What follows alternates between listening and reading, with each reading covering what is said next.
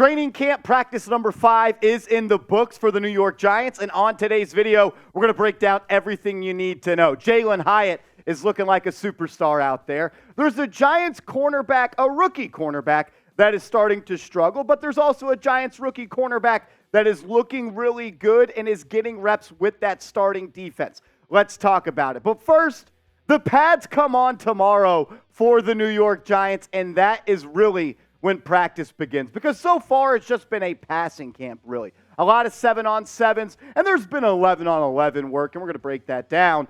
But there's been limited contact, and I'm really excited to focus in on the trenches and see how guys like John Michael Schmitz, the rookie, is going to look once the pad comes on, and same with Evan Neal. So once those pads come on, we're really going to start to see who's been shining so far through the offseason. But today, Day 5 was the most intense practice for the New York Giants so far. You could just see that these guys are ready to get the pads on. They are ready for the contact, and today, things got a little chippy. Guys were aggressive, and it was the longest practice that Brian Daboll has had so far, which means that we are getting closer and closer to Giants football actually being here. Let's start, though, with the $160 million man, Daniel Jones. He has looked incredible all throughout training camp, but today he looked really good. In 11-on-11 drills, he went 15 of 19, and a couple of those were more so just throwaway situations or giving his guy a chance. But the arm strength for Daniel Jones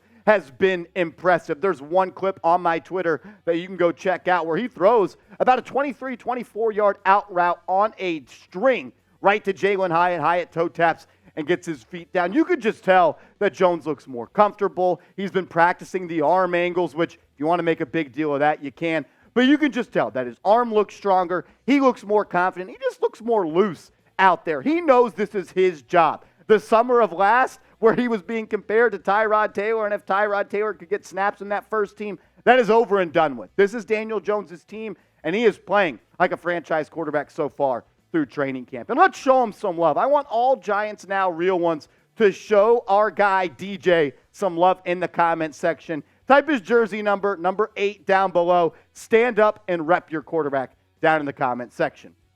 Jones threw 3 TDs today in 11-on-11s. Paris Campbell had one. Darius Slayton had one. And as well as Daniel Bellinger had a touchdown reception. And I've really liked to see how Daniel Bellinger and Darren Waller have been able to coexist on the field at the same time. The Giants have been running that 2 tight end lineup a good bit. And that's what I like to see because those are 2 of your better players on this offense. And if you can have them on the field at the same time, I don't see a problem with that as well. Paris Campbell really flashed, though. He had 2 deep catches. We've heard his speed be mentioned by the Giants. Last year, he was tracked as one of the fastest players in the NFL on an end around. And we thought when we signed him, he was going to be a slot receiver for us. But then the Giants signed 3 other slot receivers. So he's been working on the outside, and today he took the top off the defense twice and really showed you the type of speed that he possesses. One thing that I do think is newsworthy as well is that Darren Waller pretty much got a rest day today, a veteran rest day. He got a couple of reps with the first team, really in individuals, but once we went to the 11-on-11 and the full competition part of practice, Waller was sitting out. And I like this. He's been great. He's been the best player at Giants training camp so far. But if he's peaking this early in the offseason, that's not what you want to see. You want to load manage Darren Waller and really have him ready to go week 1, Sunday Night Football against the Giants. I thought this tweet from Bobby Skinner of Talkin' Giants, shout out to Bobby and Justin. They do great work over there. They've been crushing it at Giants training camp. You can catch their content on YouTube as well at Talkin' Giants. He charted Daniel Jones's throws pretty much every single practice, and I thought this tweet was interesting. He wrote that the catches from Daniel Jones in 11-on-11 drills through 5 Giants practices. Darren Waller is number 1 at 10 catches. Darius Slayton comes in at number 2 at 9 catches. Then Paris Campbell with 8. Saquon Barkley with 6. Then you get Isaiah Hodgins with 4 and Daniel Bellinger with 3. 8 different guys with 1 catch. The thing that stands out to me here, though, is Isaiah Hodgins only with 4 receptions. And I'm just hoping that Hodgins doesn't get squeezed out of this rotation. I could see him still being a big part of this offense in the red zone,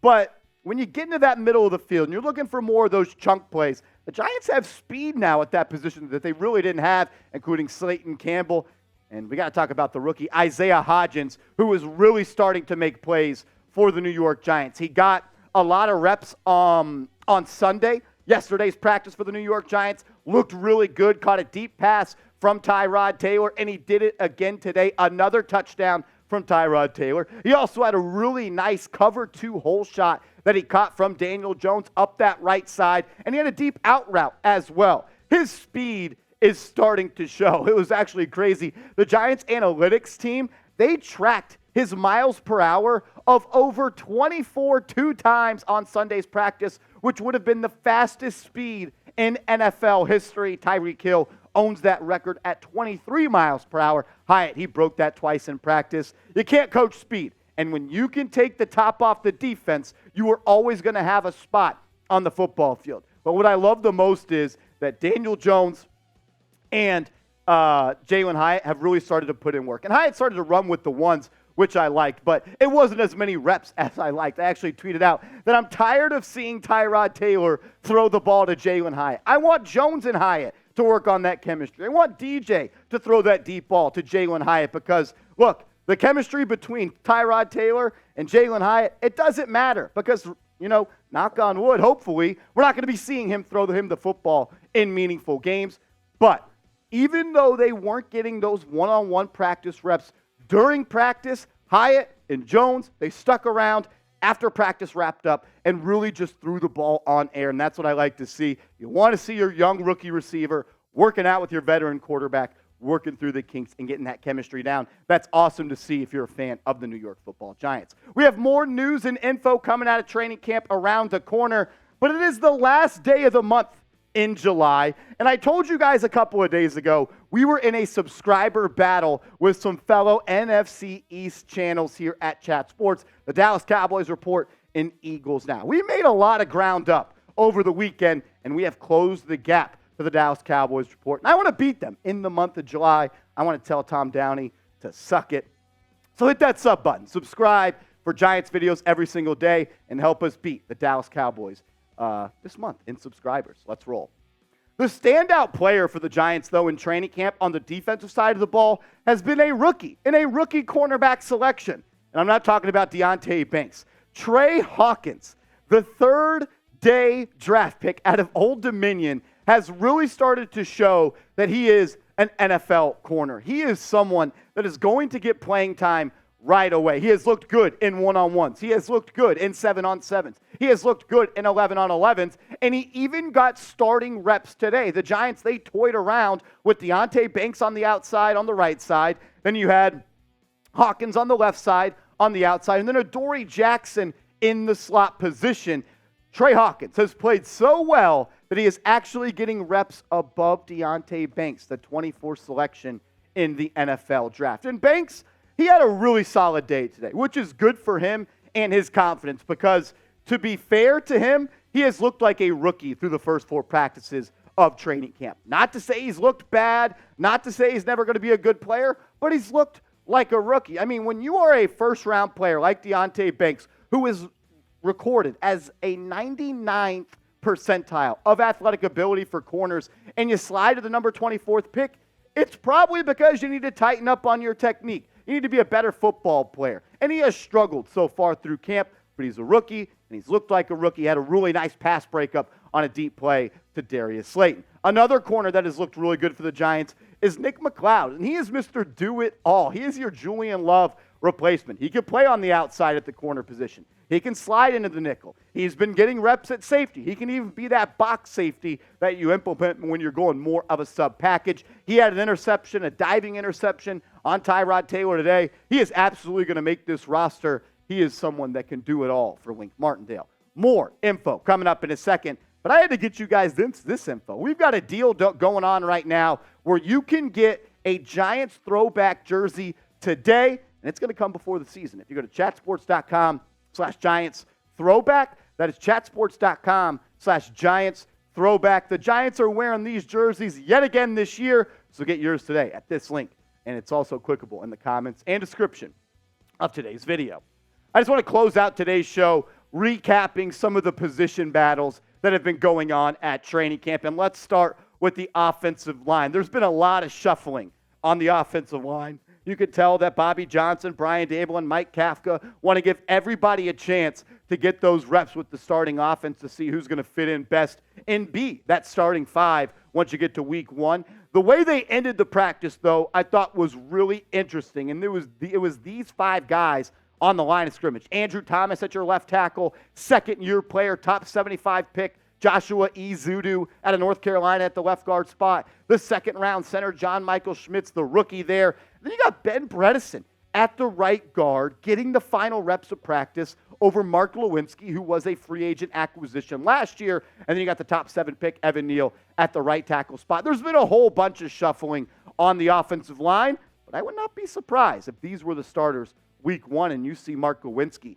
as a backup. Also, in the defensive backfield, Cordell Flott seems to have taken advantage of that starting nickel spot. I like what I've seen from him, and I think he's going to get that job. And then at your starting strong safety, it seems like it's going to be Jason Pinnock. And I know the one-handed catch that he had at the interception at the end of practice was awesome and went viral, but he does so much more than that. We saw him fill in and look really good when he took Xavier McKinney's spot following the bye week injury in Mexico. So I would expect Cordell Flott to be your starting nickel corner, what I've seen through practice, and then Jason Pinnock be aligned deep alongside Xavier McKinney on the back half of this defense. At the inside linebacker position, this is what it looks like. Jarrad Davis, as we know, is going to be out for the season with that ACL injury. You're seeing Micah McFadden get some of those reps. You've seen Darian Beavers get some of those reps. And that, in my opinion, is who it is going to come down to. McFadden versus Darian Beavers. If I had to bet today, I would say the second-year player, the 6th-round pick out of Cincinnati, Darian Beavers, is going to be lining up next to Bobby Okereke. I want to ask you guys this question, though, to close out the show. What position battle are you most interested in? Is it the slot corner? Is it the strong safety position? Is it the interior offensive line? Is it the top 7 wide receivers? Let me know. What position battle are you most interested in? Some housekeeping notes. Sterling Shepard activated off the PUP list. He's been at practice the last 2 days. That is awesome and great news for Sterling Shepard, a fan favorite, and it's one of my favorites on this team, the longest tenured Giant. And you got Jamison Crowder. He was elevated off that NFI list, the non-football injury list. So you have Shepard and Crowder back at practice. And I kind of brought up the slot position as a position battle with Shepard, Crowder, and Cole Beasley, who has looked good at the early part of camp. Camp has been rolling along. Tuesday, the Giants will practice at 5 p.m. Then they will be off on Wednesday. I'm going to do Giants mini camp winners and losers so far on Wednesday, so keep your eye on that. And they close out the week with 3 straight practices on Thursday, Friday, and Saturday. I also just want to say thank you to you guys for helping New York Giants Now by Chat Sports get to 30,000 subscribers over the weekend. That's a huge accomplishment, and it's a shout-out and credit to you guys, the best damn fans in the world. So for me, Seeps, and everybody here at Chat Sports, we just want to say thank you for everybody for subscribing to New York Giants Now by Chat Sports. And remember, if you want to hit me up and talk more Giants football, you could do so over on Twitter at @MarshallGreen_.